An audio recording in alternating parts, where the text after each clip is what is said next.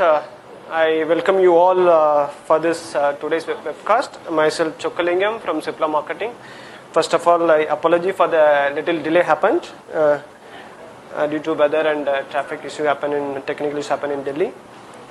So on behalf of Cipla, I welcome you all for this today's webcast on nebulization in acute asthma and judicious use of antibiotic. There are two talks. First talk will be on live webcast, followed by a live talk on judicious use of antibiotic that will be taken by respective speakers located in the different centers. So to give a brief overview about nebulization, you know all in day-to-day you are practicing it. More than close to about 500 million respirators are manufactured by Cipla, close to about 50 crores, and more than 10 lakh nebulizers are sold in India, which clearly shows about the acceptance of nebulizer as well as the availability of a nebulizer across India. But if you look at other hand also, many patients still comes and ask you that I want to have IV therapy or oral therapy. This is also there in across India.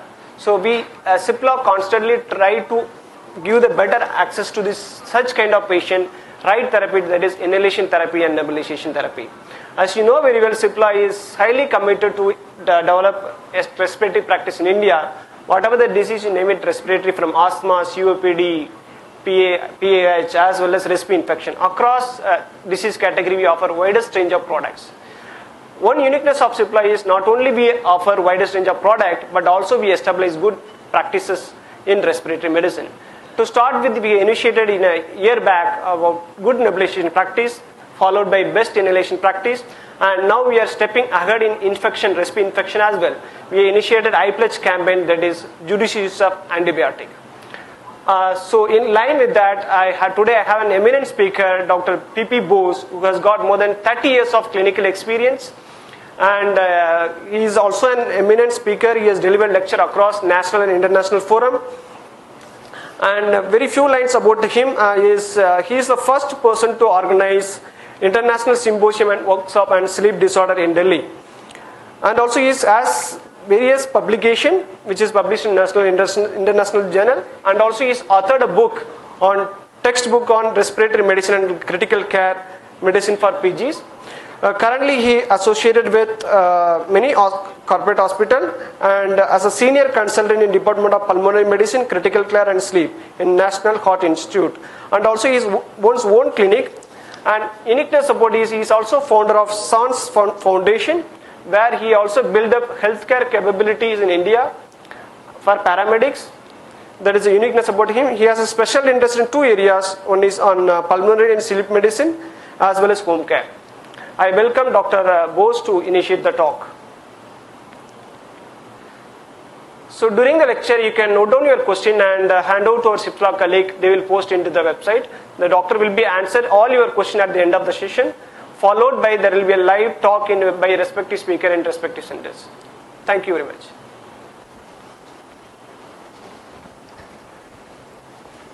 Good evening, friends.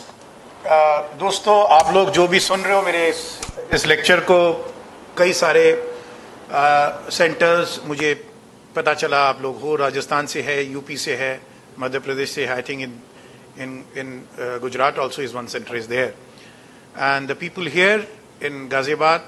At the outset, let me thank Chokkalingam and the whole team for giving me an opportunity to speak on this very very important topic in the clinical practice. मैं आप लोगों का बहुत आभारी हूँ, और हम लोग अगले 15-20 मिनट में बहुत ही इंटरेक्टिव रखेंगे इस चीज़ को, जिससे आपकी प्रैक्टिस में सुधार हो, ज्ञान बढ़े और पेशेंट्स की बेनिफिट हो. नेबुलाइजेशन के बारे में जैसे आपको बताया गया चोकलिंग साहब ने कि बहुत ज़रूरी चीज़ है, आप लोग समझते हैं, आप लोग सीनियर प्रैक्टिशनर्स बैठे हुए सर. तो मैं जो संक्षेप में जो कहना चाहूँगा अगले 15-20 मिनट में, एक आपकी जो थॉट प्रोसेस के अंदर मैं कुछ चिंतन के अंदर कुछ बदलाव लाना चाहूँगा. मेरी जो अनुभव है पिछले 25 साल का, उसमें मैंने ये देखा कि हम लोग कुछ जगह छोटी मोटी गलतियां कर जाते हैं. उसको अगर हम शुरू में सुधार ले, if you keep improving our practice, if you raise और फॉलो सर्टेन रूल्स, एक सिस्टम डेवलप करने की ज़रूरत पड़ती है. अगर हम उसको फॉलो करें, हमें लगता है कि बहुत मुश्किल है, but it's not very difficult if you follow certain system. तो आप देखेंगे कि पेशेंट्स आपका रहता है, पेशेंट्स फॉलोअप अच्छा करता है, और सबसे अच्छी बात है उतनी सीवियर फॉर्म में पेशेंट्स को आप जाने नहीं देते हैं। आज हमारी जो बातचीत हो रही है, आप लोग जो सुन रहे हैं, एक्यूट एस्मा, जो whenever there is an acute exacerbation of asthma, हमें करना क्या चाहिए। तो ये मेरे लेक्चर शुरू करने से पहले मैं आपको ये पूछना चाहूंगा कि आप लोग सर यहाँ बैठे हुए हैं, आप लोग सारे, आप लोग की जो प्रैक्टिस है वो मेनली कितना परसेंट पेशेंट्स जो आप रोज देखते हैं वो रेस्पिरेटरी होता है आपका? करीब 30-40% तो होता ही होगा। हाँ जी, तो मैं समझता हूँ 1/3 ऑफ प्रैक्टिस जो है, जो प्राइमरी फिजिशियंस देखते हैं, वो रेस्पिरेटरी है। इसके मतलब आप ये कह सकते हैं कि 100 में से 30-40 पेशेंट रेस्पिरेटरी होते हैं। अगर मौसम को भी आप इंक्लूड कर ले तो करीब 50% भी हो सकते हैं उस समय। तो आप लोग एग्री करेंगे कि एक रेस्पिरेटरी आपकी एक क्रेडिबिलिटी बनाता है प्रैक्टिस के अंदर, मतलब आपकी सोच, आपकी जो क्रेडिबिलिटी है, जो लोग आते हैं। क्योंकि अगर आप पीक टाइम में 100 में से 50 पेशेंट रेस्पिरेटरी देख रहे हैं तो आप लोग अनुमान कर सकते हैं कि हमें ढंग से उसको करना चाहिए, पेशेंट को कन्विंस करना चाहिए, उनको एजुकेट करना चाहिए। क्योंकि एस्मा एक ऐसी बीमारी है, वो एक दिन के लिए बीमारी नहीं है, कोई इन्फेक्शन नहीं है कि आपने एंटीबायोटिक दी और ठीक हो गए। So he has to live with the disease. It's a chronic disease, airway disease, it is something like his life. और आपने भी सुना होगा कोई एस्मा ऐसा नहीं है कि आपकी आयु कम कर देता है। It's not that it doesn't affect your longevity. हमें सिर्फ ये देखना है कि दो चीजों को अंदर पेशेंट को देना है कि एक ऐसी डिजीज है एस्मा, जो आज हम बात करने जा रहे हैं, एयरवे डिजीज की बात है। एयरवे नाक से शुरू होती है, हमारी छोटी हवा नली तक जाती है, जिसको हम स्मॉल एयरवे कहते हैं। एयरवे डिजीज पूरी जिंदगी भर उसको रहता है। ऐसा मैंने कभी नहीं सोचा कि एस्मा के कारण उसकी आयु कम हो गई, उसकी लॉन्जिविटी कम हो गई, ऐसा नहीं है। तो दो शब्द मैं यहां कहना चाहता हूं, एक होता है एजिंग, एक होता है ग्रोइंग। एजिंग का मतलब है you are adding years to life. आपने बीमारी किसी को आ गई, आप उसको धक्के के तरह इलाज करते रहिए, बार बार आ रहा है, उसको आप ब्रोंकोडायलेटर दे रहे, ओरल टैबलेट दे रहे, उससे क्या है कि वो थकता जाता है। बट हम उसको एजिंग से ग्रोइंग की तरफ ले जाना है। ग्रोइंग मतलब आपने उसकी जिंदगी में लाइफ डाला है। एजिंग का मतलब है you are adding years to life, growing का मतलब है you are adding life to years. उसकी जिंदगी में अगर आप जीवन डाल दें, उसको अगर महसूस ही ना हो कि मेरे को एस्मा है, तो कितना मजा आ जाएगा, वो जिंदगी भर आपके साथ जुड़ा हुआ रहेगा।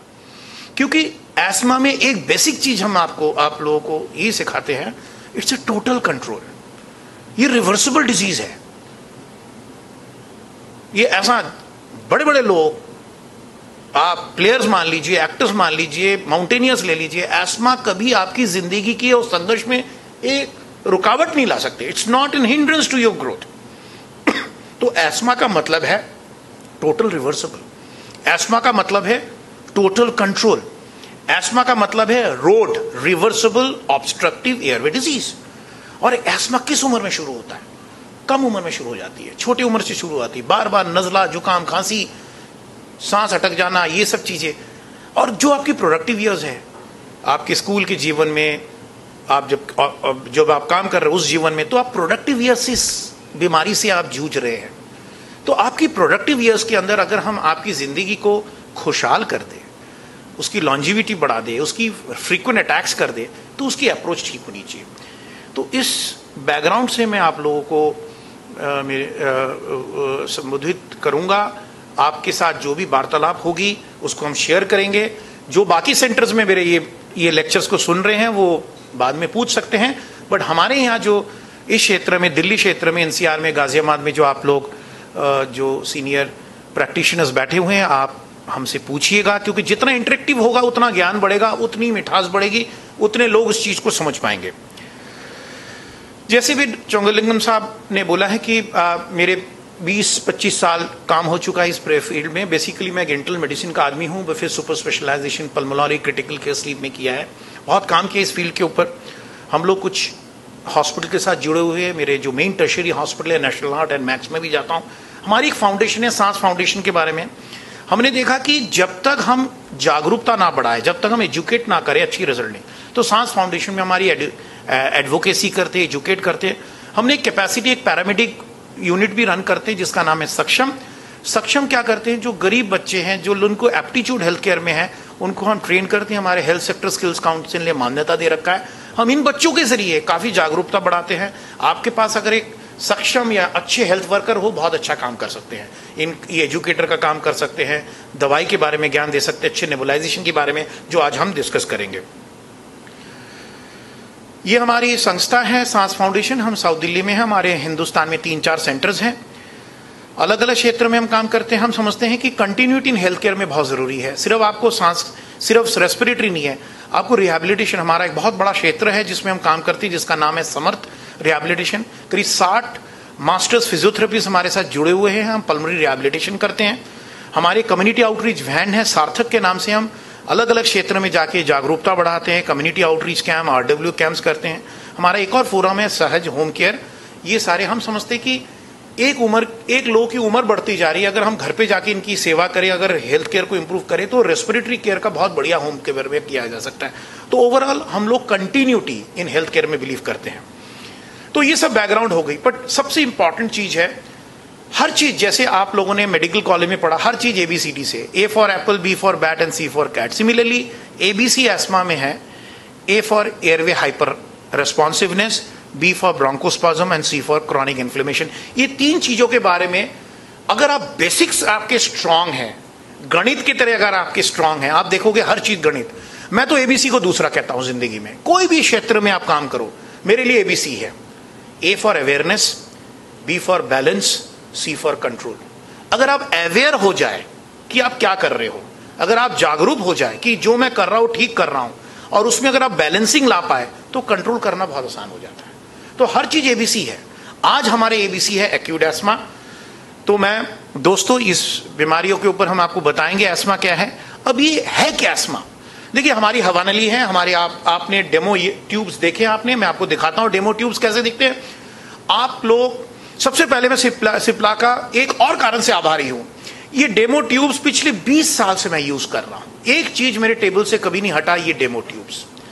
इस सिप्ला का आविष्कार है और मेरा प्रैक्टिस में इतना फायदा है। और आप लोग सिप्ला से ये चीज, ये आपकी डेमो ट्यूब्स है। मैं आपको समझाना चाहूंगा क्या है। ये हमारी हवा नली है। एस्मा में क्या होता है कि हवा नली सिकुड़ जाती है, उसके अंदर लाली आ जाती है, रिएक्शन हो जाता है। यही है एस्मा। अगर हम इसको ठीक से इलाज ना करें तो ये ऐसा हो जाएगा। क्या हम ये चाहते हो ना? नहीं चाहेंगे। देखिए जितनी सुराख कम होगी उतनी दमा बढ़ेगा। तो ये 3 चीजें ABC याद रखिएगा। एस्मा को ऑलवेज ऐसे रखना है। आपके पास जो लोग आएंगे अक्सर ये चीज अपने तरीके से मैनेज करते रहते हैं। कभी भी लोग सीधा ऐसा नहीं आते हैं, बहुत रेयरली आते हैं। इसको बिगाड़ते जाओगे तो ऐसा पहुंच जाओगे।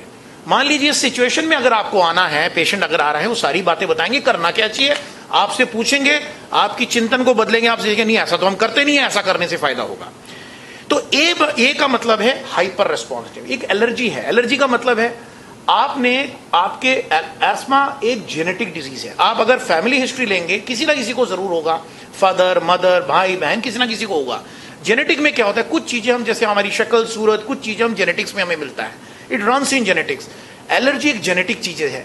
अगर आपके अंदर वो संवेदनशील है, if you are sensitive airway, तो हवा नली के अंदर अगर फूलों के पराग हो, धूल मिट्टी हो, माइट्स हो, या कोई भी ऐसी चीजें अगर तनाव हो, तो ये हवा नली ऐसे सिकुड़ सकती है, जिसको हम कहते हैं ट्रिगर्स। तो ट्रिगर को जानना बहुत जरूरी है, बट उन्हीं को ट्रिगर हिट करेगा जिनके अंदर जेनेटिक टेंडेंसी है। याद रखिए, नॉर्मल इंसान को कभी एस्मा हिट नहीं करेगा। एस्मा होने के लिए जेनेटिक होना बहुत जरूरी है, इसलिए आप जरूर अच्छी फैमिली हिस्ट्री ले। तो क्या होगा, हाइपर रेस्पॉन्सिव हाइपर होगा, क्योंकि जैसे ही मान लीजिए प्रदूषण बढ़ रहा है, या मान लीजिए इस कमरे के अंदर कारपेट है, जिसमें डस्टिंग की, तो माइट्स, जो कीड़े आ गए, जिसको माइट से हम कहते हैं, जो उड़ता है, जो बहुत बारीक होता है, 2 से 5 माइक्रोन जो उड़ता है, या कोई डस्टिंग कर रहा है, या धूप अगरबत्ती जला रहा है, या स्मोकिंग कर रहा है, तो हमारा हवा नली संवेदनशील हो जाता है, इट बिकम सेंसिटिव। तो सेंसिटिव होते होते ऐसा हो जाता है। तो आज हम आपको बताएंगे ऐसी सिचुएशन में आपको करना क्या है। इसको हम कहते हैं ब्रोंकिज्म, ब्रोंकोस्पाज्म, स्पाज्म हो गया एकदम नीचे, और इसमें क्या है, लाली बढ़ गई, जिसको हम कहते हैं इन्फ्लेमेशन, क्रॉनिक इन्फ्लेमेशन, और ये बहुत दिनों से चल रहा है। अगर आप देखिए तो हमने what are the unique tools to be use for asthma practice in clinic. सबसे पहले, जैसे आप जानते हैं, बुखार के लिए हमें क्या चाहिए, थर्मोमीटर चाहिए, हर एक के पास थर्मोमीटर है। हाइपरटेंशन के लिए बीपी चाहिए, हर एक के पास एक बैग में बीपी और थर्मोमीटर है। ग्लूकोमीटर तो पेशेंट रखते हैं। क्या आपको लगता नहीं है हर चीज को हम नाप रहे हैं? शुगर को हम नाप सकते हैं, बीपी को हम नाप सकते हैं, फीवर को। क्या एस्मा को नापने का एक औजार नहीं होना चाहिए? जैसे दोस्तों आप जानते हो ये ब्रेदोमीटर, हर एक के पास एक ब्रेदोमीटर होना चाहिए। मैं आपको दिखाना चाहूंगा। ब्रेदोमीटर एक बहुत सिंपल चीज है। इसके अंदर एक ये मार्कर होता है, देखिए 60 से लेके 700 तक। नॉर्मली इसको आप क्या करेंगे, जैसे हम उनको बोलेंगे, पेशेंट को बोलिए लंबा सांस ले, इसको कहते हैं पीक फ्लो मीटर। जितना सांस भर के एक झटके में सांस को छोड़िए। जैसे उसको बोलिएगा, अगर ना समझ पाए, कि जैसे आप बर्थडे कैंडल को फूंक मारते हैं, ऐसे करके बर्थडे कैंडल नहीं जाता, आपको कैसे मारना पड़ता है। तो आप पूरा जब तक सांस भरोगे तभी तो सांस छोड़ पाओगे। तो ये पीक फ्लो मीटर के जरिए आप एस्मा को डायग्नोस कर सकते हो। जैसे मान लीजिए आपके पास कोई हाफते हुए पेशेंट आया, सांस से आवाजें आ रही है, नजला जुकाम खांसी रुक नहीं रही है, आप उसको बोलो ये लो इस पे फूंक मारो। तो आपको कैसे फूंक मरवाओगे? पहले बताओगे, जैसे मान लो ये मोमबत्ती जल रही है, इसको बुझाना कैसे है। तो आपको मुंह पे लॉक करके एक झटके में देखना है कितना है। अगर आपने देखा कि उसका 150 तक आ रहा है, फिर उसको देखो कि दवाई ब्रोंकोडायलेटर देके उसमें कितना इंप्रूवमेंट आ रहा है। अगर आप देख रहे हो 15 से 20% की इंप्रूवमेंट, तो आपका डायग्नोसिस एस्मा बन गया। कितना सिंपल है। और आपको पता है ये 300-400-500 रुपए का एक गैजेट आपकी जिंदगी सुधार देता है। आप कॉन्फिडेंट हो गए कि देखो हमने देखा, हमने आला लगाया, स्टेप लगाया, सांस से आवाजें आई, खांसी हो रही, नजला जुकाम, परिवार में एस्मा चल रहा है, जेनेटिक हिस्ट्री है किसी प्रकार। ऑलवेज एस्मा होने की जरूरत नहीं है। अगर नजला जुकाम भी हो, अगर एलर्जी भी, स्किन के अगर चर्म रोग भी हो, वो भी एलर्जी की तरफ आता है। अगर इस तरह की एलर्जी हो, पीक फ्लो मीटर में आपने रीडिंग कम देखा है, आपने स्टेट लगाया, वीजिंग होगी, तो एस्मा डायग्नोस हो गया। तो पीक फ्लो मीटर और ये डेमो अगर आपके टेबल में है, तो आप बहुत अच्छे एक रेस्पिरेटरी स्पेशलिस्ट बन सकते हैं। अननेसेसरी आपको रेस्पिरेटरी स्पेशलिस्ट के पास रेफर करने की कोई जरूरत नहीं है, आप खुद ही मैनेज कर सकते हैं। तो पीक फ्लो मीटर क्या है? एक बहुत यूजफुल टूल है। आपको क्या देखना है पीक फ्लो मीटर में? पीक फ्लो मीटर में सबसे पहले आप जब आएगा पेशेंट, उसकी देखिए रीडिंग कितना है। एक तो फायदा है पीक फ्लो मीटर का, आप डायग्नोस कर सकते हैं एस्मा है कि नहीं, क्योंकि उसको पीक फ्लो मीटर कम है, रीडिंग बढ़ गया तो वो रिवर्सिबल है। दूसरा जो सबसे इंपॉर्टेंट चीज है, वेरिएबिलिटी देखते हैं, क्योंकि जैसे इमोशंस मोशन के साथ होता है, लिंक होता है, वैसे ESMA is a variable disease. आपने सुबह देखा ज्यादा है, रात को देखा कम है। अगर आपके पूरे दिन के अंदर वेरिएबिलिटी बहुत ज्यादा है, 20% ज्यादा वेरिएबल है, इसके मतलब उसकी एयरवे कंट्रोल नहीं है। आपने एक बार चेक करने से नहीं होगा, उसको बोलो ये आप खरीदो, इसको घर पे प्लॉट करो, इसके साथ एक ग्राफ पेपर आता है। Peak flow meter is a way of monitoring ESMA. जैसे शुगर मरीजों को आप ग्लूकोमीटर से आप मॉनिटर करते हो, पीक फ्लो मीटर से आप एस्मा मॉनिटर कर सकते हो। तो 2 काम हो गए, एक तो आपने डायग्नोस कर दिया, दूसरा आपने क्या किया, आप उसकी मॉनिटरिंग, होम मॉनिटरिंग हो गई। होम मॉनिटरिंग होते ही आपको पता चल जाएगा किस जोन पे है, वो ग्रीन जोन पे है, हरे जोन पे है, येलो जोन पे है या रेड जोन पे है।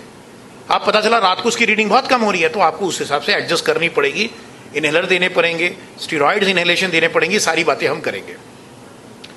और जैसे मैंने आपको बताया एक नॉर्मल एयरवे कैसा दिखता है, एसिम्टोमेटिक एबनॉर्मल एयरवे। 90% लोग आप देखोगे तो थोड़ी बहुत खांसी होती है, चलता है, वही सबसे इंपॉर्टेंट चीज है। क्योंकि यंग आदमी है, उसके शरीर के अंदर काफी जान है, तो वो चीज को नजरअंदाज करता रहता है, तो थोड़ा बहुत तो कसला चलता रहता है, इतना तबीयत कभी नहीं। अब अगर आप पीक फ्लो मीटर से मॉनिटर करोगे, आप देखोगे पूरे साल ही वो परेशान रहता है। जब मौसम बदलता है, इस तरह की मौसम होती है, जो नमी आती है, ह्यूमिडिटी बढ़ जाता है। ऑलवेज एस्मा एक सीजन के साथ बिगड़ता है। Humidity can aggravate, change of weather like वसंती ऋतु, स्प्रिंग कैन एग्रेवेट, पोलन्स बढ़ते हैं उसके अंदर, पराग, या मान लीजिए ऑटम, उस समय पराग बढ़ते, उस समय बढ़ सकता है, या धुंध उड़ता है जैसे नॉर्दर्न इंडिया में स्मॉग। तो जब भी पोल्यूशन लेवल, जिसको हम कहते हैं एक्सपोजर बर्डन, वो बढ़ता है, तो आपका दमा बिगड़ सकता है। तो याद रखिएगा दिमाग में, जो मरीज आपकी इस स्थिति में आ रहा है, वो तब आ रहा है जब वो सारी चीजें पानी सर तक चढ़ चुका है। इस पोजीशन में आपको पेशेंट को पकड़ना है। अगर इस पोजीशन में आपको पेशेंट को पकड़ सकते हो, तो आपको एक मॉनिटरिंग चाहिए, अच्छी हिस्ट्री चाहिए, और समझना चाहिए कि ये क्रॉनिक बीमारी है, लंबे चलने वाली बीमारी है।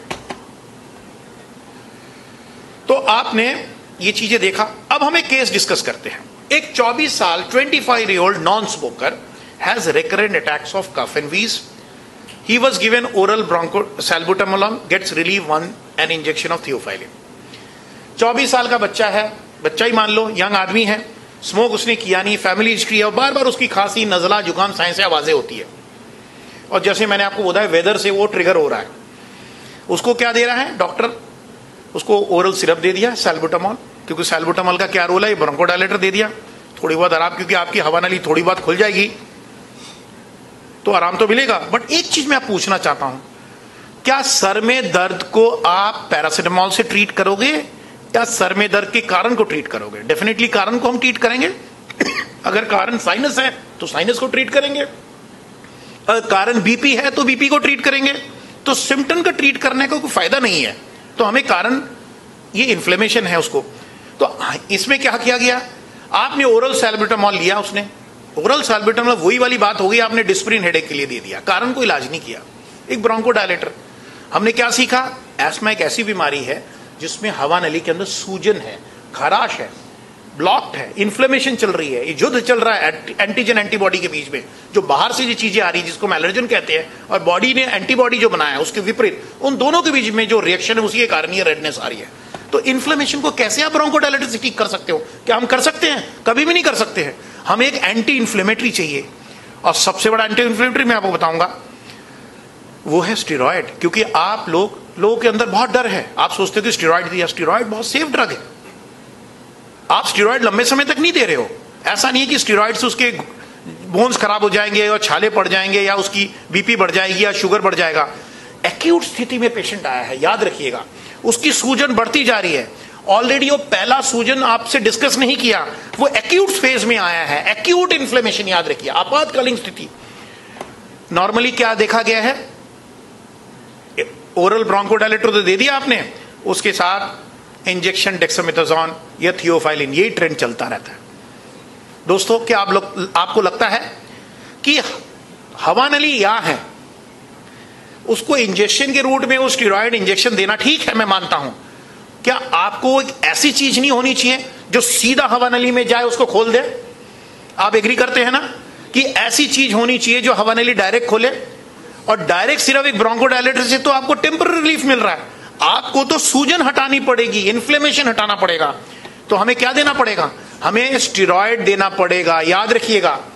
जैसे अगर स्किन में प्रॉब्लम है तो आप टैबलेट थोड़ी खाओगे, जैसे अप्लाई करोगे किसी चीज को, वैसे ही एयरवे डिजीज में अगर आपकी स्वेलिंग आ रही है, सूजन आ रही है, so we have to use judicious steroid which directly reaches the airway.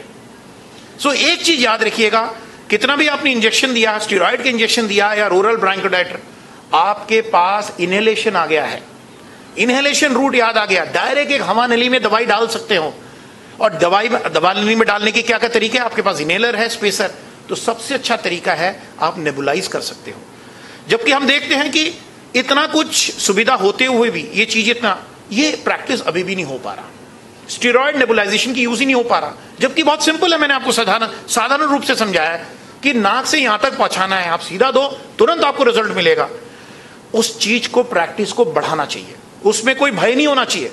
इसमें आप ये मत सोचो कि स्टेरॉयड दे पता नहीं क्या, कुछ नहीं किया आपने उसकी जीवन दिया, आपने ब्रोंकोडायलेटर देके और स्टेरॉयड देके उसकी सिर्फ पैसेज को नहीं ओपन किया, आपकी उसकी लाली को खत्म कर दी। इन्फ्लेमेशन, जैसे आपने बताया कि 40 से 50% क्लिनिकल प्रैक्टिस में अब आप रेस्पिरेटरी पेशेंट देखते हैं। अगर हम इंडियन स्टैटिस्टिक्स से भी चले 4 to 5% तो हमारे देश में वैसे ही एस्थमेटिक्स हैं। चिल्ड्रन में तो 8 से 10% होते हैं। यंग एज ग्रुप अगर आप देखेंगे, अगर मान लीजिए हर 100 पेशेंट ऑफ रेस्पिरेटरी आप देख रहे हैं, 8 से 10 तो आपको एस्मा हो गए। तो आपके पास इतना वॉल्यूम ऑफ पेशेंट्स, 100 पेशेंट तो आप लोगों की एवरेज है देखने की। अगर रोज अगर आप 10 पेशेंट एक्यूट एस्मा देख रहे हैं, क्या हमें ढंग से प्रैक्टिस नहीं करना चाहिए उसको? क्या हमें उसको समझाना नहीं चाहिए, ये आपकी लाली है, इस तरीके को कंट्रोल करो, इसको मॉनिटर करो। अगर आप उसको एजुकेट करेंगे, जैसे मैंने आपको बोला, उसको अवेयर करेंगे कि ऐसा ऐसा है, आपको कुछ चीजों से बचना चाहिए, आपको पीक फ्लो मीटर से मॉनिटरिंग करनी चाहिए, और आपको जुडिशियली स्टेरॉयड यूज करना चाहिए, वो खुश होगा, वो बार बार आएगा आपके पास और आपके साथ जुड़ जाएगा। क्योंकि एस्मा एक लंबे चलने वाली है और ये टोटल कंट्रोल है, इसको पूरी तरीके से आप कंट्रोल कर सकते हैं। ये रिवर्सिबल एयरवे डिजीज है। बट देखा गया कि सोसाइटी में हम लोग जुडिशियसली वो इंजेक्शन दे देते हैं, या कोई थियोफाइलिन दे दिया है, ओरल ब्रोंकोडायलेटर सिर्फ चल रही है, वो आंसर नहीं है। आपको इन्फ्लेमेशन कंट्रोल करना है। कल को मान लीजिए मेरी हाथ में चोट आ जाए, क्या मुझे एंटीबायोटिक खानी चाहिए या एंटी इन्फ्लेमेटरी लेना चाहिए? डेफिनेटली एंटी इन्फ्लेमेटरी लेना चाहिए। अगर आप हाथ के चोट के लिए अगर पेन किलर दे रहे हैं तो हवा नली में भी तो चोट ही है एक किस्म की, उसमें सूजन ही तो है, तो उसमें क्यों नहीं एंटी इन्फ्लेमेटरी? हवा नली की एंटी इन्फ्लेमेटरी आपका स्टेरॉइड है, उसको हमें जुडिशियसली यूज करना चाहिए। तो दोस्तों, ये जो पेशेंट आया जो एक्यूट ब्रेथलेसनेस, जो आपने खुद ही बताया कि अगर 100 पेशेंट के अंदर 10 आपके पास इस तरह के पेशेंट आ सकते हैं, उसकी पल्स की रफ्तार 124 है, रेस्पिरेटरी रफ्तार बढ़ रही है, धीरे धीरे वो एक्सेसरी मसल्स यूज कर रहा है, जो पूरा एक सेंटेंस कंप्लीट नहीं कर पा रहा है, उसकी पीक फ्लो 100 से नीचे हो गया। आप समझ सकते हैं इसका मतलब क्या है? हमारे सांस के 2 कंपोनेंट होते हैं, सांस लेना, सांस छोड़ना। इसके मतलब वो सांस छोड़ ही नहीं पा रहा। जैसे मान लीजिए अगर एक ग्लास पूरा वो भरा हुआ हो तो उसके जब तक ग्लास को खाली नहीं करेंगे तो पानी कैसे भरेंगे? जब तक हवा ट्रैप हो गया, उसकी हवा नली बिल्कुल सिकुड़ गई है, इस पोजीशन में आया, वो सांस छोड़ ही नहीं पा रहा, हर सांस ले रहा है तो अंदर हवा, इसको कहते हैं dynamic hyper inflation. It's a very severe condition. It's like A balloon which is increasing in size. It's called dynamic hyperinflation. There is a lot of air trapping which is gone. आपकी residual volume, normally हमारे हवा नली में हर सांस लेने के बाद थोड़ा सा हवा रह जाती है, जिसको हम रेसिडुअल वॉल्यूम कहते हैं। एक्यूट सीवियर एस्मा में रेसिडुअल वॉल्यूम बढ़ता रहता है। It is something like a pressure cooker effect. उसमें वो तड़फड़ा रहा है, वो एक्सेसरी मसल यूज कर रहा है, उसकी पल्स बढ़ रही है, वो सांस ले नहीं पा रहा है, बातें नहीं कर पा रहे। कई बार आपको वीज नहीं मिलता, आपको पता है, हवा जा ही नहीं रही तो वीज कैसे मिलेगा? कई बार आपको गर्दन में स्ट्रेच लगा के सुनना पड़ता है वीज आ रहा है के लिए। साइलेंट चेस्ट, परेशान है, आप समझते हो किसी की सांस की तकलीफ। ऐसी सिचुएशन डेफिनेटली आप लोग हैंडल करते हो आपके क्लिनिकल प्रैक्टिस में, क्योंकि बच्चे को हो सकता है एस्मा, एक यंग आदमी को, बिकॉज ये प्रोडक्टिव एज ग्रुप में होता है। तो कैसे हम इसको करेंगे? तो हम लोग एस्मा को 3 कैटेगरी में हम डिवाइड करते हैं, माइल्ड टू मॉडरेट और माइल्ड और moderate, severe and life threatening. Mild moderate मतलब आप क्लिनिकल यूज कर सकते हैं, पेशेंट मैनेजेबल है, उसकी जो एक्सेसरी मसल्स है वो यूज नहीं कर रहा, पल्स उतना हाई नहीं है, ऑक्सीजन फिर भी मेंटेन्ड है, पीक फ्लो मीटर 50% उसकी, जो हर इंसान की उम्र के हिसाब से, जेंडर के हिसाब से एक पीक फ्लो मीटर होता है, जो हमने आपको बताया कि ये फ्लो मीटर हर एक के टेबल में होना चाहिए। इसके बिना आप एस्मा को डायग्नोस ही नहीं कर सकते। अगर आपका पीक फ्लो मीटर, जो आप लोग बाद में आए उनको मैं कहना चाहता हूं, डेमोएड की बारे में बात कर रहे थे, समझाने का, unless and until you educate patient people will not. Usually people always stay in inflammation stage, and if inflammation is not control they come in acute phase which is called acute severe asthma. डेमोएड के जरिए आप हवा नली की model से उनको समझा सकते हैं, पीक फ्लो मीटर से वो डायग्नोस कर सकते हैं, और अगर पीक फ्लो मीटर में इंप्रूवमेंट आ जाए 20% का, आपके ब्रोंकोडायलेटर, उसको एस्मा कहा जाता है। तो हम इसको क्लासिफाई कर सकते हैं एक्यूट एस्मा को clinically, mild to moderate, severe and life threatening. Actually तीनों में बहुत हेयरलाइन डिफरेंस है। अगर आप माइल्ड टू मॉडरेट मिस कर जाएंगे तो वही पेशेंट सीवियर हो जाएगा, वही लाइफ थ्रेटनिंग हो जाएगा। तो आपको ये बिगड़ने नहीं, बात उसकी नहीं है कि हम सीवियर को ही इलाज करेंगे और life threatening you can lose the patient. क्या होता है कि सबसे पहले क्या हुआ, अटैक हुआ, उसकी सांस फूली, सांस फूले से सांस की रफ्तार बढ़ा, सांस की रफ्तार बढ़ा तो वो थकने लग गया तो एक्सेसरी मसल्स यूज करने लग गया, एक्सेसरी मसल यूज कर गया तो हवा और अंदर गई, हवा अंदर गई है तो रेसिडुअल वॉल्यूम बढ़ा, रेसिडुअल वॉल्यूम हुआ तो साइलेंट चेस्ट हुआ तो बोल नहीं पा रहा, धीरे धीरे वो थकने लग जाता है, थक जाएगा तो ऑक्सीजनेशन के आदान प्रदान कम हो गई, ऑक्सीजनेशन कम होने लग गया। अल्टीमेटली क्या होगा, आपकी ना तो ऑक्सीजन पूरा जा रहा है, शरीर थकेगा, मसल्स थकेगा, ब्रेन थकने लग जाएगा, कार्बन बढ़ेगा, जिसको हम कहते हैं ड्राउजी स्टेट। ये प्रोग्रेशन ऑफ द डिजीज है। ऐसे हम यार्ड स्टिक डिफरेंशिएट नहीं कर सकते हैं, हमें पेशेंट को डायग्नोस करना है, सही समय में एक्ट करना है, ताकि याद रखिएगा एक mild to moderate life threatening चंद मिनटों में जा सकता है, क्योंकि जब वो आता है ऑलरेडी ट्रैप्ड एयर लेके आ रहा है, एक फूला हुआ गुब्बारा की तरह है। कभी सोचिए आपने बर्थडे में अगर गुब्बारा, फूला हुआ गुब्बारा में छोटा सा पिलना फट जाता है, वैसे ये दैट्स काइंड ऑफ सिचुएशन दे आप। You have to reduce the inflammation. You have to reduce the air trapping. You have to improve the passage. जब तक आप ब्रोंकोडायलेटेशन के साथ साथ अगर आप इन्फ्लेमेशन को ट्रीट नहीं करेंगे, तब तक पेशेंट को आराम नहीं मिल पाएगा। नियर फैटल में क्या होता है कि जो आप देखते हैं कि बड़े बड़े हॉस्पिटल में, जबकि मैंने अपने पिछले 8-10 साल में कभी एक्यूट एस्मा को CO2 राइज होते नहीं देखा, बिकॉज पहले ही इलाज हो जाता है। एक जमाना ऐसा था, एस्मा इतना पुअरली मैनेज होता था, thanks to good treatment practices by the good pharmaceuticals, पहले तो लोगों को ये अच्छी दवाएं मिलती नहीं थी, इनहेलेशन प्रैक्टिसेस शुरुआत भी नहीं हुई थी, लोग CO2 राइज करके आ जाते थे। आजकल अच्छी इनहेलेशन स्टेरॉइड्स मिलने के कारण, लॉन्ग एक्टिंग ब्रोंकियल एगोनिस्ट के कारण, लाबा और ICS के कारण हमने इतना फैटल एस्मा को देखते नहीं है कि कार्बन बढ़ गया है, कि इतनी पोजीशन ऐसी खराब हो गई कि पेशेंट मतलब you are losing and you have to ventilate the patient. और क्या होता है कि धीरे धीरे जब आपकी हवा नली और सुकड़ने लग जाती है, जब आप एयर ट्रैपिंग होने लग जाता है, कार्बन जब बढ़ने लग जाता है, क्या होता है कि आपकी हाइपोवेंटिलेशन, जब आप ड्राउजी हो गए तो गहरी सांस तो नहीं ले पाओगे, जिसको हम कहते हैं हाइपोवेंटिलेशन। तो धीरे धीरे यू गो इनटू ए चक्रव्यूह जिस call hypercapnic state, carbon dioxide बढ़ेगा, pH कम होगा, फिर it becomes a very difficult situation. So क्या हम लोग मिस किए? क्या हम लोग कभी ऐसा होता है कि आप ही का पेशेंट कार्बन डाइऑक्साइड बढ़ के आ गया, पता चला आपको हर बढ़ा के जितने भी कॉर्पोरेट हॉस्पिटल रेफर करना पड़ा? हम लोग कहां गलती की है? क्या हमने मॉनिटरिंग किया है पेशेंट को? नहीं किया है।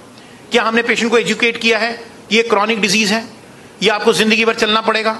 क्या पेशेंट को हमने एजुकेट किया कि ये सारे ट्रिगर्स आपको बच के रहना चाहिए? क्या पेशेंट को हमने सही समय नेबुलाइजेशन से उसकी हवा नली को एक्यूट फेज में ट्रीट किया?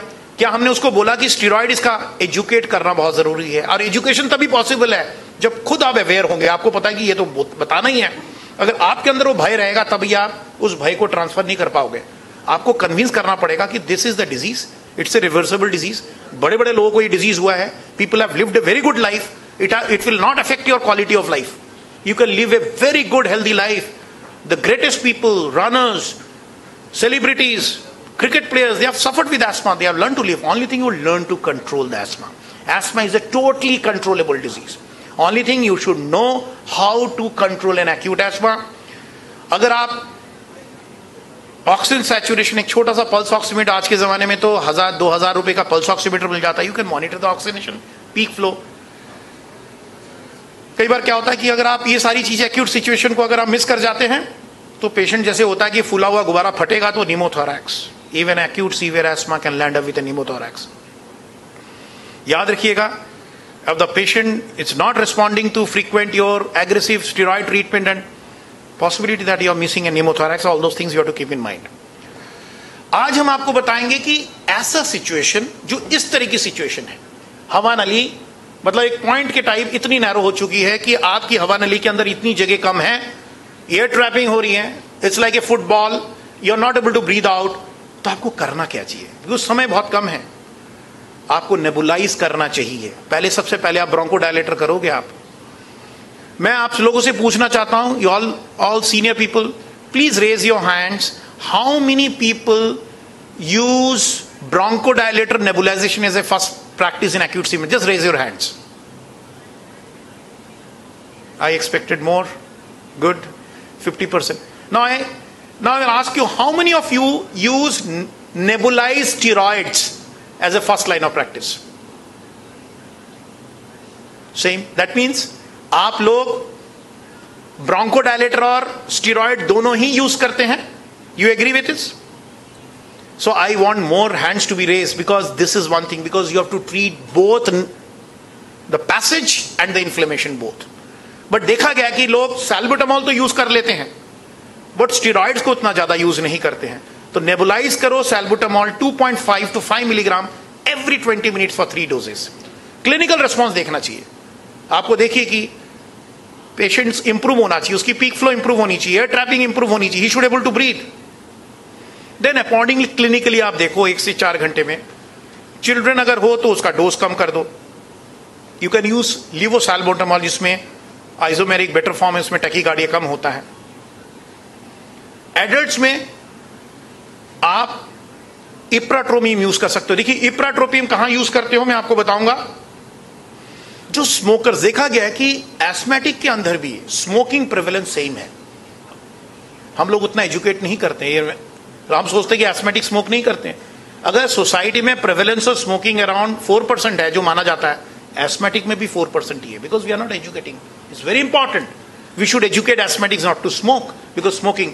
तो कहा क्या हो रहा है, इफ एन एस्थमेटिक फैमिली और a child born an asthmatic, if he smokes, 40 साल के बाद उसके अंदर COPD चेंजेस भी आने लग जाते हैं. COPD is entirely different disease, but behave similarly. उसमें भी इन्फ्लेमेशन हो रहा है, but usually inflammations are progressive. Small airway से शुरू होता है, बारीक हवा नली से. तो ऐसा हो सकता है आगे चल के उसको एस्मा भी हो गया, एस्मा तो था ही बचपन से, और स्मोकिंग के कारण उसको COPD भी हो गया, जिसको हम कहते हैं क्रॉनिक. ये ओवरलैप कंपोनेंट आ जाता है कि एक ही पेशेंट के अंदर एस्मा भी है और आगे चल के स्मोकिंग के कारण COPD है.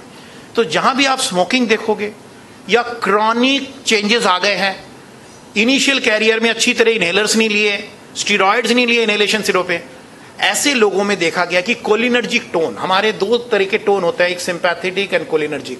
Cholinergic means acetyl choline. Acetyl choline का अगर टोन ज्यादा हो तो ये, अगर आप एंटी कोलिनर्जिक नहीं दोगे तो ये हवा नली खुलती नहीं है. इसलिए COPD का one of the drug of choice is nebulise ipratropium bromide. तो ये कॉम्बिनेशन में अवेलेबल है फार्मास्यूटिकल्स के. आप ये combination of ipratropium and salbutamol use कर सकते हैं अगर आपको पुराना लॉन्ग स्टैंडिंग एस्मा दिखे जिसमें रिवर्सिबिलिटी आपको कम दिख रहा है. तो you can use this bronchodilators as a combination, you will get good results. So use your clinical sense, use your clinical wisdom, see the duration of an asthma, other modifiable changes, especially if there is a smoker, think of using hypertropine, and when they both you combine, the effects become additive. What about corticosteroids? जैसे मैं बार बार बोल रहा हूं कि ESMA का इलाज का मतलब है आपकी सूजन, ये मोच के तरह है. अगर मोच घटानी है तो आपको रेस्ट देना है, सूजन घटाना है. You have to reduce the inflammation, the redness. If you don't reduce the inflammation, bronchodilator से कुछ नहीं होने वाला है. So extremely effective in reducing airway inflammation. It reduces airway inflammation by potent vasoconstriction activity in airway, decrease activation and recruitment of inflammatory cells, decrease secretion from mucus glands and prevent leakage from endothelium. हमारे हवा नली के अंदर आपको पता है goblet cells होते हैं COPD में, और इन्फ्लेमेशन में goblet cells hyperplasia. Goblet cell hyperplasia को कंट्रोल करता है, जो वेसोकंस्ट्रिक्शन होता है उसको कंट्रोल करता है, सिक्रीशन को कंट्रोल करता है, हर प्रकार के जो ल्यूकोट्राइन्स और अदर इनहिबिटर्स, इन्फ्लेमेटरी मेडिएटर्स, हर एक को ये कंट्रोल करता है. And you reduce. So if you judiciously use N inhalation nebulized steroid and bronchodilators, you can get a very magical response. And as I always say, asthma is a road reversible obstructive airway disease. You can bring the patient back to normal. तो आपको aggressive steroids भी use कर रहा है, और याद रखना nebulise steroids use करोगे तो सीधा हवा नली में पहुंच रहा है. You don't lose time unnecessarily giving injectables or bronchodilators. You have to use steroids aggressively through good nebulization practice. So corticosteroids are the most effective drugs. I repeat, the steroids are the most effective, especially the corticosteroids are the most effective drugs to suppress airway inflammation. Prednisolone, once you have used nebulized 3-4 days, you give it up to 5 days. Inflammation को control करो, पूरी तरह airway को normal ले आओ. Once you are very sure the airway has come back to normal, then you can switch over to oral therapy. Oral therapy normal 1 milligram per kg body weight for 3 to 5 days दो. इससे क्या फायदा? मरीज ठीक हुआ, आपकी goodwill बढ़ी, आप एजुकेट हुए, पेशेंट आपके साथ जुड़ गया. Because asthma is not a one-time disease. He will come to you, and you have to give him total program. You have to give him a total structured program. कि this is not nebulization, नहीं आपको individually use करना है. You are not supposed to buy the nebulizers. This is an acute case. आपकी तब तक use करना जब तक आपकी इन्फ्लेमेशन है. Once the inflammation settles, you switch over these people to a combination of long-acting inhalation steroids, long-acting bronchial agonist, and inhalation steroids, and keep on monitoring the peak flow meters. If you have a good peak flow meters, keep them in green zone. Bring down the variability to less than 20%.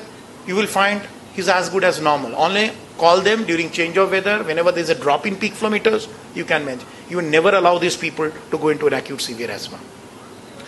Nebulized corticosteroids be used effectively. You remember, in all chronic severe asthma, it produces rapid effects in 1 to 2 hours to produce therapeutic.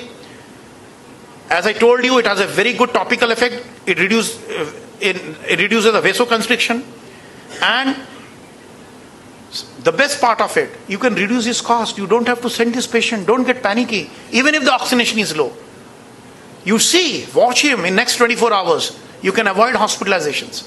A good aggressive steroid management and bronchodilators can save lives. And in steroid dependent asthma, कई बार क्या होता है कि आप patient has been very irregular and erratic and they are on steroid dependent, they also reduce the maintenance dose of oral steroids. कई बार क्या होता है कि इस तरीके का asthma है, very bad, those they are all steroid dependent. If you use good inhalation steroids and if you can use this nebulized form at times in situations, it can reduce the requirement of oral steroids. So remember the management flow chart as per the guideline. Primary care, patient presents with acute or subacute asthma, assess the patient. Always very easy to diagnose asthma. For this, using these three things: family history, peak flow meter, see the reversibility, look for the risk factors, triggers, diagnosis of asthma. Anything which is recurrent, repetitive, with lot of atopy and family history, comes with a low peak flow, improves with bronchodilator, happens more recurrently, always kind of atopy in the history, it's an asthma. And tell them boldly. Be bold and tell your child and you're an asthmatic. If you follow the rules, it can be well controlled, you can have a reversible and you can have a long life and you can avoid all those acute attacks. You have to tell them.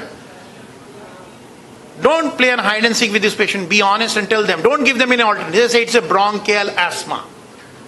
In mild to moderate, as I told you, severe, depending on the severe, the patient unable to control sentences, their accessory metal, and prevent these people to go from bad to worse, prevent this patient to go into an acute. It becomes very frustrating in modern practice when you have such a good inhalation practice. If acute asthma landed up in the hospital with CO2 retention, it's very unfortunate.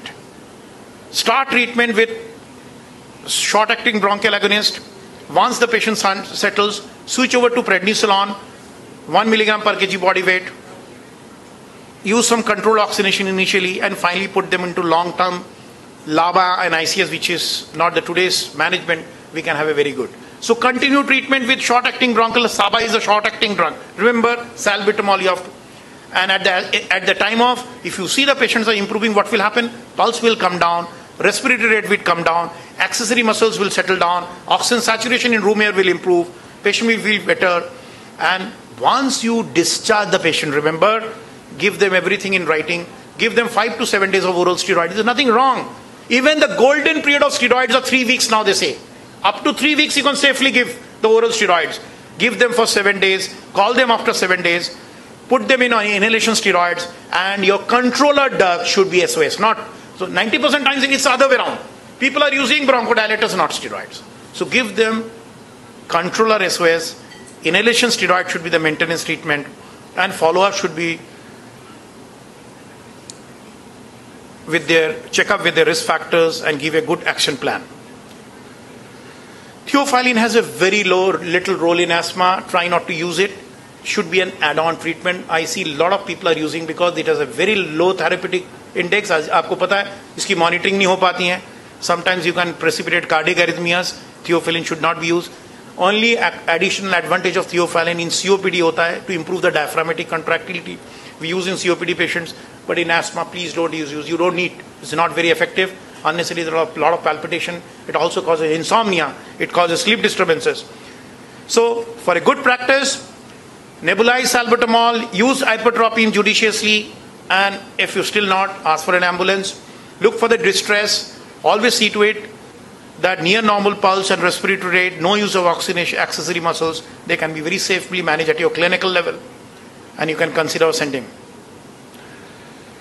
What are the certain don'ts which you know that? Avoid aminophylline injections. These are not, I told you. Avoid mucolytics, it doesn't help you. Simple steam and postular is a very good mucolytic. Avoid prescribing sedatives. Already they are into respiratory fatigue. Don't give sedatives. Don't think they're thoda anxiety kam ho jayegi ab sedative. No, never use. It cut off the respiratory system. They start retaining more carbon dioxide. Don't give any sedative to these patients. What are the advantages of nebulizer versus stabilizers in acute severe asthma? The same thing you can achieve through a spacer with a device also, with an inhaler. You can say 8 to 10 puffs of MDI with spacer is equal to 1 inhaler. Suppose you don't have a nebulizer. You can do the same thing with a spacer device also. So spacers could be an equally good nebulizer. We already talked about it. nebulize fast, is easy to use, no coordination is required, CCUF patient finds it easier to use. Now the consensus is that though it's anything which is very easy to use has a problem. The biggest problem of the nebulizer is the nebulization hygiene. You should know how to keep it clean. You should tell patients when to change it, how to keep it. You have to make it bacteria free. So try not to prescribe them at home. Even if your clinical level or your place where you're working, you should know what is a good nebulization practice. There's a video which will be run for you after my program, which you can go through it. But there are different types of nebulizers. But remember, the basic ones are equally good. You don't have to go for the ultrasonic or the mesh varieties.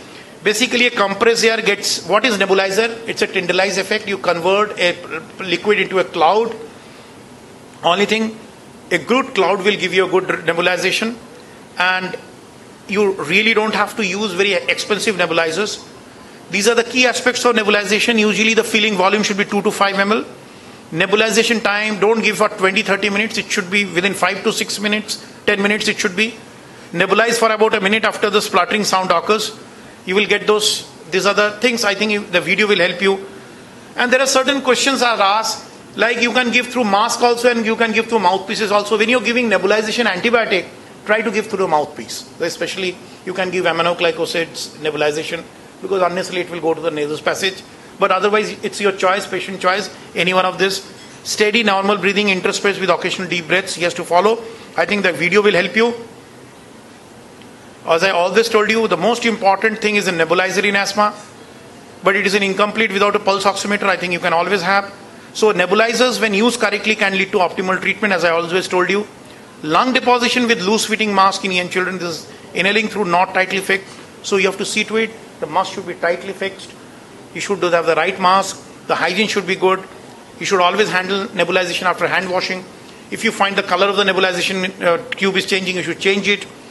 Simple vinegar, white vinegar, 1:3 is a very good cleansing solution. You can instruct patient to cleanse it.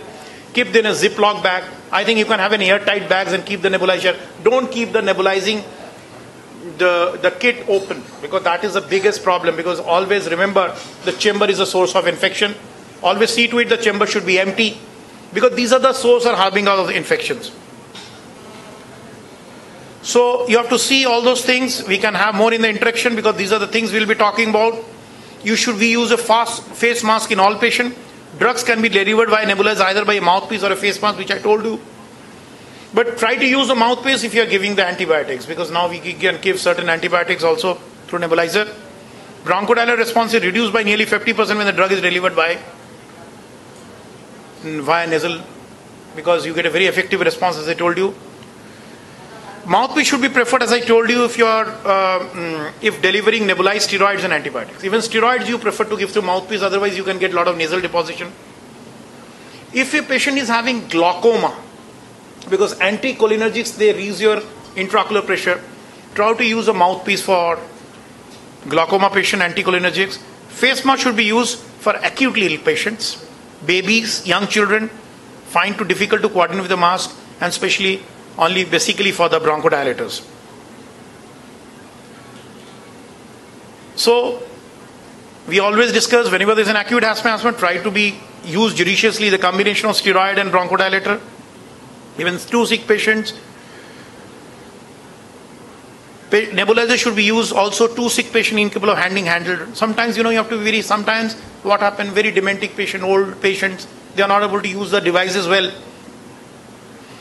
You have to educate them to use good nebulization practice. You have to use nebulizers because it's comfortable. When you have to deliver large drug dose, there you have to use, and it's very convenient. So you have to, patient selection is very important where you do it. Indiscriminately don't allow your patients to buy nebulizer from the chemist shops. This is not a good practice. Use nebulizer. There's a video demonstration. I think I'll request one of the team members to play the video. A video demonstration will give you a real hand-on experience how the nebulization has to be used. Disinfecting the nebulizer kit. The nebulizer kit should be disinfected daily.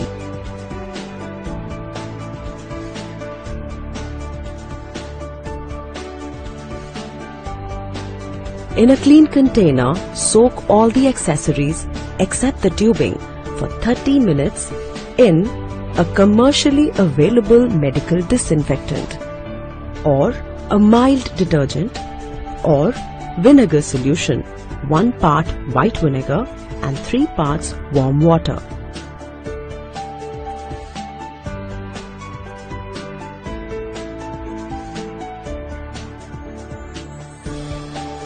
With clean hands, remove the accessories and rinse with warm water.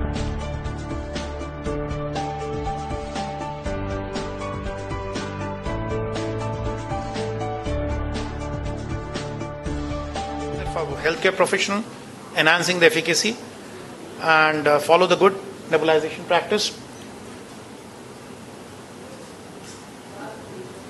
So this is the take-home message which I told you. Nebulize with bronchodilator. What next? What should I do? All those things. So patient with acute comes to you if the oxygenation less than 20%. Try to treat them with good nebulization and steroid. Consider refer if you still patient is hypoxic. Patient with acute comes to you, nebulize with bronchodilator, partial relief. If the oxygenation is 90 to 94, if you find it less than 90%, still you can give nebulization and steroid. See if it improves. Hold them back.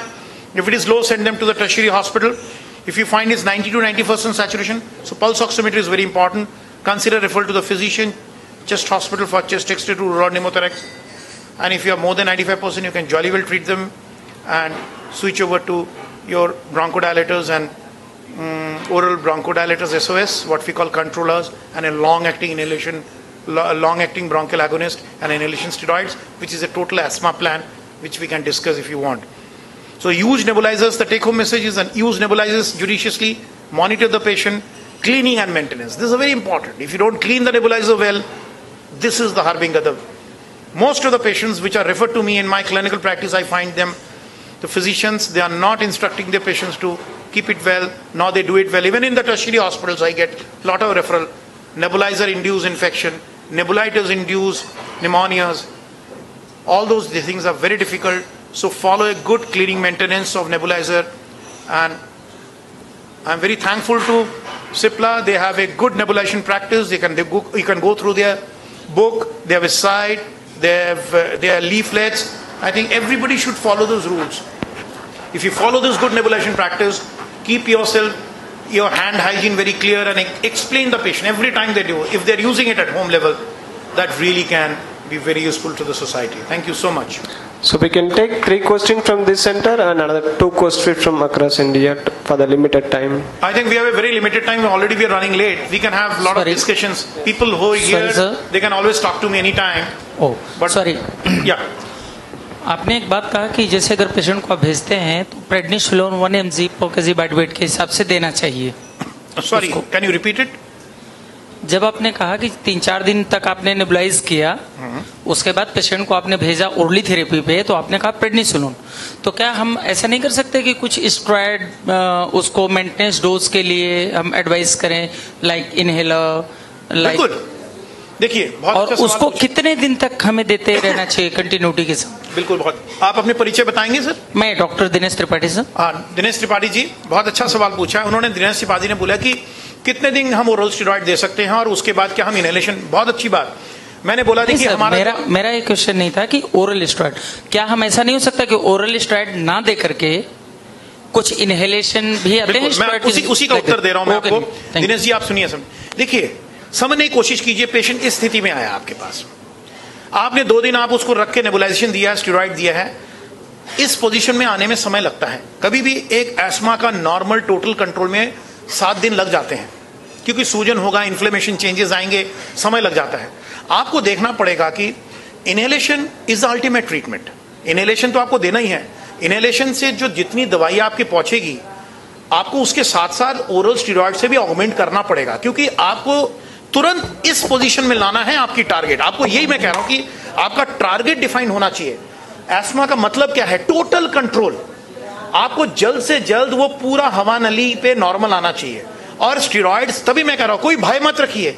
Oral steroids अगर आप 3 हफ्ते तक तो हम use कर लेते, कई बार मैं 3 हफ्ते की बात नहीं कर रहा, 5 से 7 दिन. आजकल टेपर, गोल्डन पीरियड में टेपर में बातें नहीं हो रही है, जो भी है आप फॉलो कीजिए उसको. 5 से 7 दिन अगर सही डोज पे स्टेरॉइड्स ओरल देंगे, साथ साथ इनहेलेशन भी देंगे आप, उसकी तो बातें हम ये मेरा फोरम उस टॉपिक में नहीं रहा कि होम मेंटेनेंस ऑफ एस्मा। तभी मैं बार बार कह रहा था लाबा एंड आईसीएस जो गोल्ड स्टैंडर्ड ऑफ ट्रीटमेंट है जीना का, long acting bronchial agonist, salmeterol, fluticasone, vis a vis, budesonide and fluticasone जो कॉम्बिनेशन आता है उसको तो देना ही चाहिए। उस स्पेसर के जरिए दीजिए या ड्राई पाउडर के जरिए, वो तो देना ही पड़ेगा, बट वो इतना कम असर करेगा क्योंकि तभी भी हवा नली सुकड़ी पड़ी हुई है, सूजन बहुत ज्यादा है। आप चांस मत लीजिए और देना बहुत जरूरी है।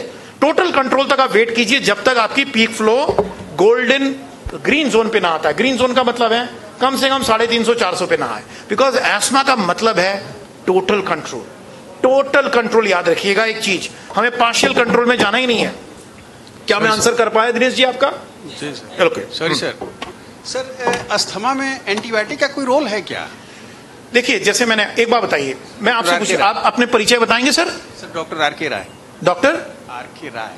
अच्छा डॉक्टर साहब, देखिए आप मुझे बताइए, मैं आपसे एक क्वेश्चन पूछता हूं, अगर आपको चोट लग जाए तो आप एंटीबायोटिक देंगे?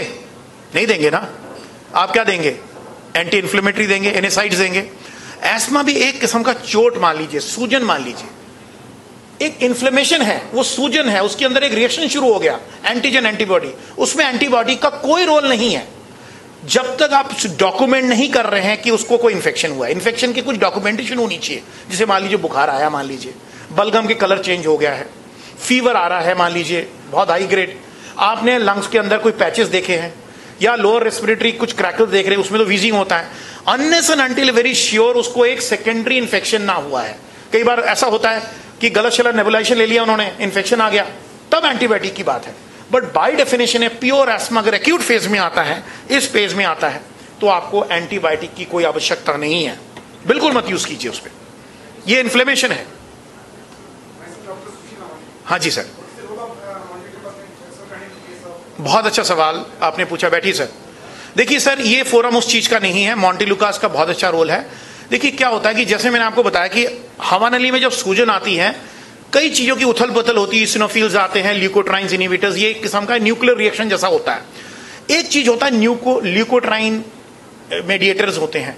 मॉन्टेलुकास स्पेशली जहां एटॉपी बहुत स्ट्रांग है, जैसे नजला जुकाम, post nasal drift, allergic rhinosinusitis, जहां एलर्जी का हिस्ट्री बहुत ज्यादा है, स्पेशली एक जो एस्मा हम ट्रीट करते हैं जिसको हम कहते हैं राइनोब्रोंकियल एस्मा, नजला के साथ एस्मा होता है, उसमें मॉन्टेलुकास का बहुत बेहतरीन रिस्पॉन्स है, जरूर यूज कीजिए उसमें मॉन्टेलुकास। स्पेशली अगर आप आईजी लेवल जरूर करवा के देखिए, उनका एलर्जी लेवल अगर हाई है, इम्यूनोग्लोबुलिन ई, तो मॉन्टेलुकास के साथ इनहेलेशन स्टेरॉइड्स का बहुत बेहतरीन कॉम्बिनेशन है, आप जरूर यूज करना चाहिए। एलर्जिक राइनाइटिस में इसका बहुत अच्छा रोल है, एलर्जिक राइनोसाइनोसाइटिस में बहुत अच्छा रोल है। बट ये फोरम उस चीज के लिए नहीं है, बट आपने पूछा है, but definitely it's a very useful drug. अच्छा, फेक्सोफेनाडिन की बात कर रहे हैं आप। देखिए, एंटीहिस्टामिनिक का जरूर कभी भी एस्मा में यूज मत कीजिएगा, ये मेरा कोशिश कीजिए ना यूज करने का। एंटीहिस्टामिनिक करता क्या है, आपकी खांसी थोड़ी बहुत दबा देगा, आराम जरूर दे देगा थोड़ा बहुत, बट वो ड्राई करता है सिक्रीशन को। याद रखिएगा, all antihistaminics are the drying agents. मैं अपनी क्लिनिकल प्रैक्टिस में कभी भी एंटीहिस्टामिनिक यूज नहीं करता। खरखर वाली खांसी है, गले में खराश है, आपने यूज कर लिया, ठीक है, बट एंटीहिस्टामिक यूज मत कीजिए, बिकॉज आपको डायलेट करना है स्पेस को, आपको एक्सपेक्टोरेट करना है, उसकी बलगम को बाहर निकालना है, ड्राई नहीं करना है, because these are drying agents. तो कोशिश कीजिएगा कि फेक्सोफेनाडिन एंटीहिस्टामिक्स को कम ही यूज करे तो अच्छा है। Unless and until there is a lot of airway inflammation, upper airway, उस पे आपको फायदा है। One more last question we can take and move to the next session. बच्चों में और लेडीज में ना सर, जैसे हम आप अपनी परिचय बताएंगे सर? डॉक्टर विक्रम सितौड़ा, शंकर। हाँ बोलिए सर। सर, बच्चों में और लेडीज में जैसे 4 mg हम एस्पिरिन यूज करते हैं, तो वो तो कर नहीं पाते क्योंकि उससे टैकीकार्डिया बहुत ज्यादा हो जाता है। इवन 2 mg से भी बहुत ज्यादा टैकीकार्डिया कुछ लेडीज में हो जाता है, और बच्चों में तो उस केस में डेरिफाइलिन, मगर डेरिफाइलिन का यूज बड़ा लिमिटेड है उस केस में। बिल्कुल, देखिए ओरल ब्रोंकोडायलेटर मत यूज कीजिए, कोशिश कीजिए कि देखिए टैकीकार्डिया से बिग प्रॉब्लम, मैं आपको बता रहा हूँ, टैकीकार्डिया से बहुत ओल्ड एज में तो बहुत सारी प्रॉब्लम्स होती है, कार्डियक एरिथमियास। कभी कभी ये ब्रोंकोडायलेटर से आपकी शुगर लेवल भी, हाइपरग्लाइसेमिक रिस्पॉन्स भी बढ़ जाता है, बहुत सारी बातें हैं। नाइट खराब कर देता है, because tachycardia is very bad. जितना टैकीकार्डिया होगा उसकी आपकी रेस्पिरेटरी लोड भी बढ़ता है। आप spacer with baby mask use कीजिए। आप सिप्ला से पूछिएगा कि हाफ एंड पफ किट कितना यूजफुल चीज है। आप इनहेलेशन दीजिए बच्चों को बहुत कम उम्र में। आपने हाफ एंड पफ किट देखा है? एक स्पेसर, मेरे ख्याल से आपकी जो Cipla team, they can show him them what is an huff and puff kit nebuliser spacer के जरिए एक मास्क होता है, बेबी मास्क, उसको लगा के आप इनहेलेशन दे सकते हैं, ब्रोंकोडायलेटर दे सकते हैं, स्टेरॉइड दे सकते हैं, सब कुछ दे सकते हैं an optimal dose. But bronchodilator मत यूज कीजिए, बट टैकीकार्डिया अच्छी बात नहीं है, बिकॉज बच्चों में कई बार टैकीकार्डिया री एंट्री कर देता है, they can precipitate an arrhythmias. और कई बार क्या होता है, आपने टैकीकार्डिया कर देता है, टैकीकार्डिया से एंजाइटी बढ़ती है, टैकीकार्डिया से रेस्पिरेटरी लोड, बिकॉज हमारे हार्ट के साथ रेस्पिरेटरी का 1:4 रिलेशनशिप है। आपने रेट बढ़ाया हार्ट का, तो रेस्पिरेटरी रेट भी तो बढ़ेगा उस हिसाब से। So you will not able to give a good control, unnecessarily you are putting a load on the respiratory system. Try not to use per oral bronchodilator, आपकी जरूरत ही नहीं है, ये तो इनहेलर का जमाना है। एयरवे है तो डायरेक्ट यूज करो आप उसको। सर जैसे बहुत से लोग ये कहने लग जाते हैं कि भाई कि हमने नेबुलाइजर दिलाया, टेलीफालिन वाला आंसर नहीं किया। हाँ बोलिए। हाँ सर, जैसे कि मतलब एस्थमा में बेबी आया है, हमने उसे एस्थमा बोला या नेबुलाइज बोला, या स्पेसर के लिए हमने उसको बोला स्पेसर के साथ आप MDI यूज़ करो, या रोटा कैप के लिए बोला, तो क्या इसकी आदत पड़ जाएगी? उस चीज़ का कोई आंसर है सर? देखिए, सबसे पहले मैंने क्या बोला, मैंने शुरू में जब आप लोग नहीं आए थे डॉक्टर साहब, मैंने कहा जिंदगी में हर चीज़ ABC है, A for apple, B for bat and C for cat. Similarly ABC बहुत जरूरी है, A for awareness, B for balance and C for control. सबसे पहले अपने आप को अवेयर कीजिए, कन्विंस हो जाइए जो आप कर रहे हो ठीक है कि नहीं। If you are convince what you are doing is right, patient will follow you. हम लोग कैसे सर्वाइव कर रहे हैं, हम लोग तो, हमें तो 2% का भी पेशेंट नहीं मिलता, सारा फिल्ट्रेट होकर हमारे पास पेशेंट पहुंचता है। हम लोग सीधी बात करते हैं, पेशेंट को समझाते हैं, सर्वाइव कर रहे हैं ना, सीधी बात बोलिए, स्पष्ट बोलिए, पेशेंट को एजुकेट कीजिए। कहता हुआ है तो क्या हो गया, आप फॉलो कीजिए, कुछ नहीं होगा। देखिए लोग इतने आगे बढ़े गए, लोग खेल रहे इसको लेके, लोग बास्केटबॉल खेल रहे, लोग देश में बड़े क्रिकेटर बने हैं, सेलिब्रिटी बने। उनको कन्विंस करने की कॉन्फिडेंस होनी चाहिए। आप अगर कॉन्फिडेंट है तो आप कन्विंस कर देंगे। You have to explain them कि it is an asthma, you have to accept it. जितनी जल्दी आप एक्सेप्टेंस नहीं, तो कोई ना कोई तो उसको बोलेगा, कहता मेरा तो फिजिशियन ने बोला नहीं था। यू हैव टू, अगर आप कन्विंस है तो आपको किस बात का भय? आपको कन्विंस करने का आर्ट खोजना चाहिए, उसको समझाना चाहिए, मॉडल यूज कीजिए। कहते हैं इसमें घबराने की क्या बात है, उनको बताइए शरबत लेंगे जिसमें इतना सारा मिलीग्राम है, विल यू प्रेफर मिलीग्राम और माइक्रोग्राम? उनको ऐसे बताइए, 1 रुपए और 1000 रुपए में क्या फर्क है। एक इनहेलर 1 माइक्रोग्राम है, 1000 पार्ट ऑफ ए मिलीग्राम है। तो उसको एजुकेट करने का आप अपने टूल्स बजाइए। पहली बात तो मेरे ख्याल से जो भय है वो हमारा अंदरूनी भय है। वी आर स्केयर्ड ऑफ कि we will lose the patient. आप कभी लूज नहीं करेंगे पेशेंट्स, अगर आपके अंदर वो कॉन्फिडेंस है, वो रुतबा है कि नहीं मैं जो कह रहा हूं ठीक है, आप क्रॉस चेक कर लीजिए, वो आएगा आपके पास, जुड़ेगा आपके साथ। मैंने अभी दिल्ली क्षेत्र में इतने काम किए, इनफैक्ट प्राइमरी फिजिशियन में 2 हिसाब में मेरा ये 3 साल का ये एक एफर्ट है। मैंने देखा जितने प्राइमरी फिजिशियन मेरे लेक्चर सीरीज के बाद इनहेलेशन यूज कर रहे हैं, उनकी प्रैक्टिस बढ़ी है, घटी नहीं है। उनका रोजगार भी बढ़ा है, because they are confident they what they are doing is right. हमारे अपने भय से, क्योंकि आप अगर नहीं करोगे तो केमिस्ट भी वही करेगा जो आप कर रहे हो, फिर आप और केमिस्ट में क्या फर्क है? हमें एजुकेटेड होना है, हमें जागरूकता बढ़ाना है, हमें कन्विंस करना है पेशेंट को, हमें बताना ये है ऐसे ही चलेगा। तभी मैं कह रहा हूं कि मॉडल यूज कीजिए, डेमोइट यूज कीजिए, उसको समझाइए। मैं आंसर किया आपका, you have to convince. Time is very limited. हम लोग भोजन के समय कई बात वार्तालाप कर सकते हैं, बट बाकी सेंटर से अगर कोई क्वेश्चन है तो हमें दीजिए, पूछ सकते हैं। हमारे दूसरे दोस्त वेट कर रहे हैं एक लेक्चर के लिए। आप जरिए आप बताइए सर, परिचय दीजिए सर आपका। डॉक्टर वसीम, हाँ बोलिए sir. I can't hear you. Hello sir, in paediatric patient can we use antileukotriene like montelukast वगैरह, and how much period? Sir कितने टाइम तक दे सकते हैं, अगर दे सकते हैं तो? पीडियाट्रिक पेशेंट में ल्यूकोट्राइन इनहिबिटर, मॉन्टेलुकास की बात कर रहे हैं, बिल्कुल दे सकते हैं। बिकॉज पीडियाट्रिक पेशेंट में भी ल्यूकोट्राइन इन्फ्लेमेशन होता है। We use in paediatric patient specially, आप उसको देखिए up to 6 weeks pre trigger weather पे आप उसको यूज कर सकते। प्रिवेंटिव का रोल बहुत अच्छा काम करता है। मैंने आपको ये भी बोला है, rhinobronchial allergy, allergic rhinosinusitis, post nasal drip, mouth breathing में बहुत बढ़िया काम करता है। अगर बच्चों में एलर्जिक राइनाइटिस बहुत ज्यादा है और ब्रोंकियल, बहुत बेहतरीन काम करता है उसमें। बट उसके साथ आप एस्मा है तो इनहेलेशन स्टेरॉइड भी यूज कीजिए, दोनों का कॉम्बिनेशन बहुत एडिटिव है।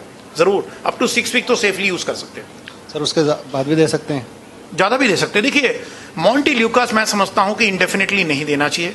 आप उसकी ट्रिगर पैटर्न देखिए, उसकी बेसिक इन्फ्लेमेशन तो आप इनहेलेशन से कंट्रोल कीजिए। अगर आपको उस लगता है कि पोलन इंड्यूस बढ़ता है तो प्री पोलन टाइम में आप उसको शुरू, बिकॉज उसका प्रिवेंटिव रोल है। याद रखिएगा, montelukast is not a reliever, it's a preventive. तो इसको प्रिवेंटिव रोल पे यूज कीजिए। अगर आप उसको ट्रेंड देख रहे हैं कि ऑटम इंड्यूस प्रॉब्लम है, उसको प्री ऑटम में 6 वीक्स पहले शुरू कर, दिवाली से पहले शुरू कर दिया, तो 6 weeks you should give eight A time, don't use less than that. उससे नीचे काम नहीं करता ये। Thank you. Thank you everybody. Thank you my friends in other centers, and we can always stay connected with through my email and other things. Thank you so much. So immensely thanks, Dr.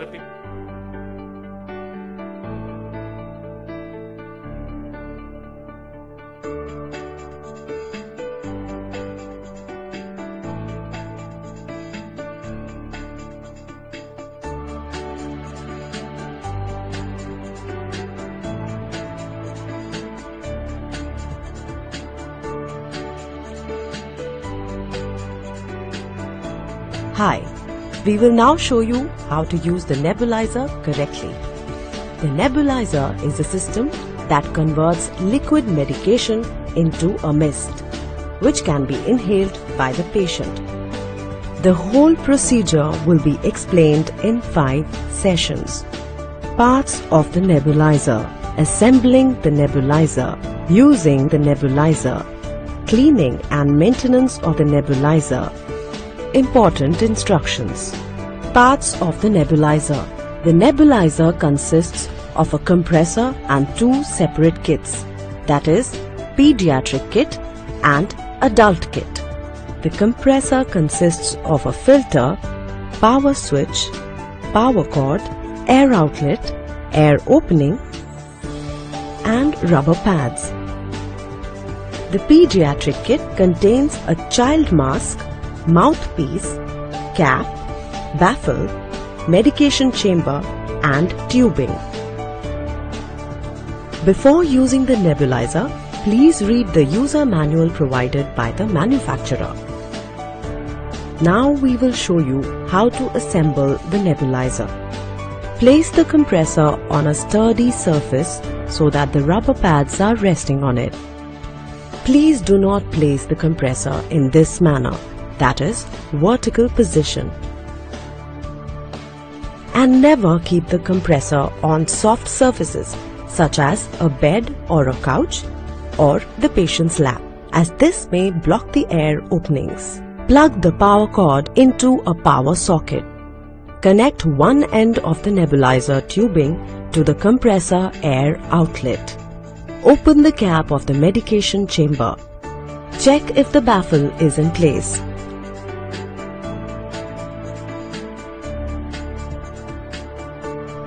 Remove the respule from the light protected pouch. Respule is a ready-to-use ampule containing the medication.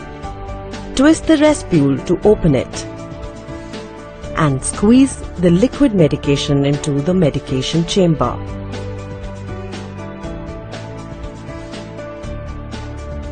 Reattach the cap. The volume of the liquid should be between 2 to 5 ml. Attach the mask to the cap of the medication chamber in this manner. The mouthpiece is preferred over a mask when the patient is conscious or can comfortably hold the mouthpiece in the mouth. Connect the other end of the nebulizer tubing at the bottom of the medication chamber. Now the nebulizer is ready for use. Place the mask over the mouth and nose of the child in this manner.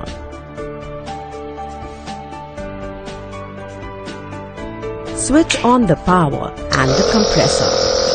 A fine mist of medication is released, which can be inhaled deeply and slowly through the mouth. Holding the breath after inhaling the medication allows for optimal absorption of the medication in the lungs. Exhale slowly. Continue nebulization for about 5 to 10 minutes till you hear a spluttering sound from the nebulizer system. Then switch off the compressor after a minute. some amount of liquid medication will always remain in the medication chamber. Discard it. Turn the power switch off and unplug the power cord from the power socket. Cleaning and maintenance of the nebulizer. The nebulizer system should be cleaned after each use to prevent the possible risk of infection. Cleaning the compressor. Wipe the outside of the compressor with a clean, damp cloth regularly to keep it dust-free. The filter should be changed when it discolors totally.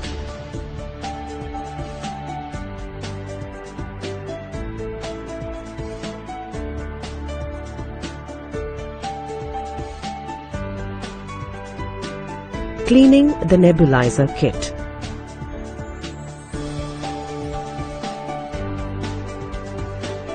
For cleaning, remove the tubing. Detach the mouthpiece or mask from the cap of the medication chamber. Open the cap by turning it counterclockwise and remove the baffle. Wash all the items except the tubing in warm water or a mild detergent solution. Rinse with warm water to remove detergent residue.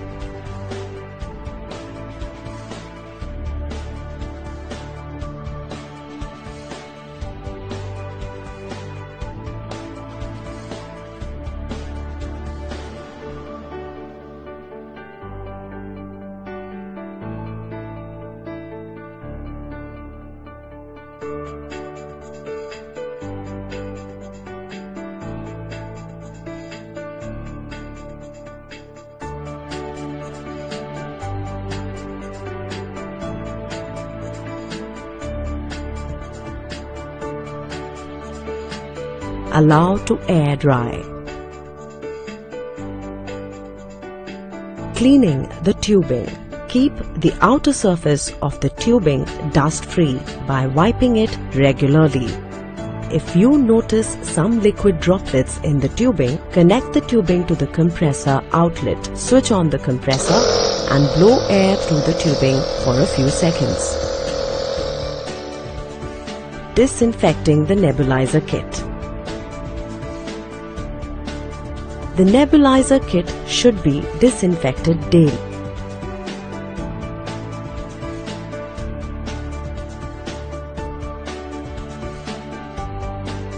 In a clean container, soak all the accessories except the tubing for 30 minutes in a commercially available medical disinfectant or a mild detergent or vinegar solution, 1 part white vinegar and 3 parts warm water.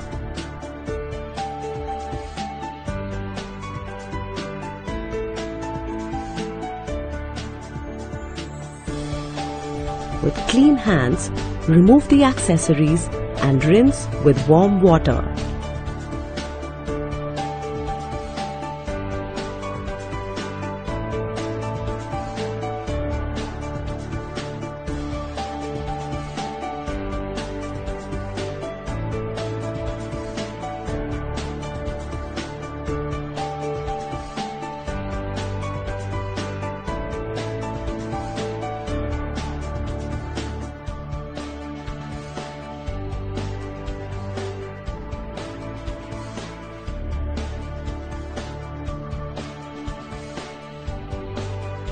Then air dry. Important instructions. Do not place the compressor in water or drop it into water or any other liquid. Do not reuse or wash the filter or substitute with any other material such as cotton in its place. It will result in compressor damage. Replace the accessories if any cracks appear. Ensure the volume in the chamber to be between 2 to 5 ml for proper nebulization. Always keep the respules in the light protected pouch provided by the manufacturer when not in use. a CIPLA initiative.